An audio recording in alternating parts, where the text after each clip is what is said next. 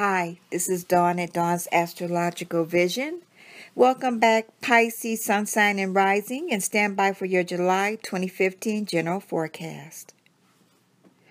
Pisces, July begins with the Sun transiting your 5th house until the 22nd. This house tells us what we are creating, and that's not only art, but also playfulness. The time has come to celebrate yourself. Many times, new friends, lovers, our playmates come into our lives during this phase. Playfulness is the key word now. The 5th house also expresses children, games, risk-taking, and love-making. Activities involving children, creative projects, and romance are highlighted. Talents in a creative area may blossom. The first full moon of the month is on the 1st in the sign of Capricorn. This is your 11th house, and over the next couple of days, there could be emotional contact with a friend, which may be very important to you. You may be called upon to be more protective or supportive to a friend. The last full moon is in the sign of Aquarius. On the 31st and a couple of days following, the moon is in your 12th house. During this time, you may be tempted to withdraw and keep your feelings secret. Relations with women can be difficult, usually because you don't understand each other very well. You may need to communicate your deep inner feelings to another person. Venus conjoins Jupiter on the 1st, and this is your 6th house. Venus conjoined Jupiter benefits love, travel, education, and teaching. It can also bring peace, harmony, and success to work-related issues. Jupiter has been transiting your 6th house for a year and will move into your 7th house of partnerships, marriage, and contracts on August 11th.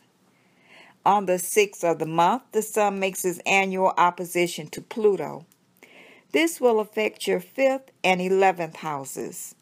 This opposition may create a dilemma between what you want to do and the consensus of the group of which you are a member of.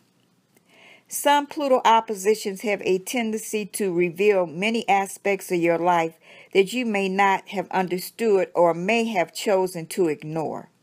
It can bring about intense encounters with other persons and circumstances. This aspect lasts one day. On the 22nd, the Sun moves into your 6th house, the sign Leo. The 6th house represents a deep crisis.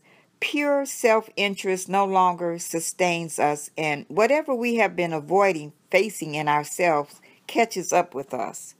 We begin to recognize we are dependent on other people for the maintenance of our own identity and self-respect. The moon is in the sign of Cancer on the 13th, your 5th house. This is the beginning of a fertile 2-week period that romantic issues can be expressed as well as any kind of playful and just for fun endeavors pursued. Creative self-expression comes under the realm of the 5th house, and a new moon occurring here sparks the creative juices. Mars is also transiting your 5th house for the entire month and will oppose Pluto on the 15th.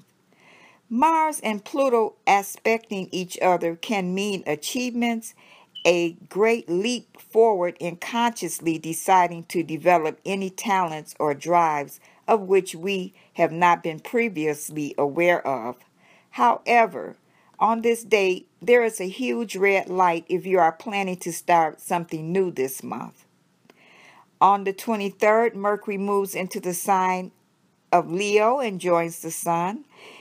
With both planets in Leo, the general focus is on being big-hearted, dramatic, and passionate with an emphasis on style.